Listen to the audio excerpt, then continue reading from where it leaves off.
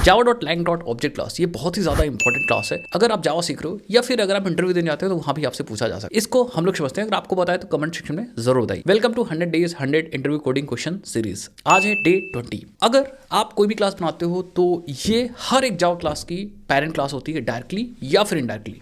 अगर आपने कोई क्लास बनाया, अगर वो क्लास किसी भी क्लास को एक्सटेंड नहीं कर रही है तो ऑब्जेक्ट क्लास उसकी पेरेंट क्लास हो जाती है डायरेक्टली।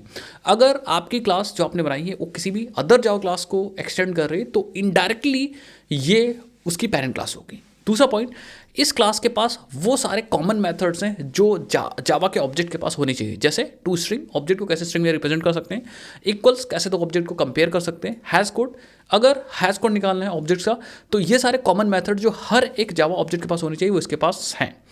ये क्लास पॉलीमॉर्फिज्म के लिए यूज होती है। जैसे फॉर एग्जांपल आपने किसी भी क्लास का ऑब्जेक्ट बनाया बट आपको वो पता नहीं है किस क्लास का ऑब्जेक्ट है, तो आप इस क्लास को यूज कर सकते हो एज अ कंटेनर। वो इस क्लास का वेरिएबल आप उस ऑब्जेक्ट को स्टोर करने के लिए रख सकते हो, पॉलीमॉर्फिज्म कर सकते हो।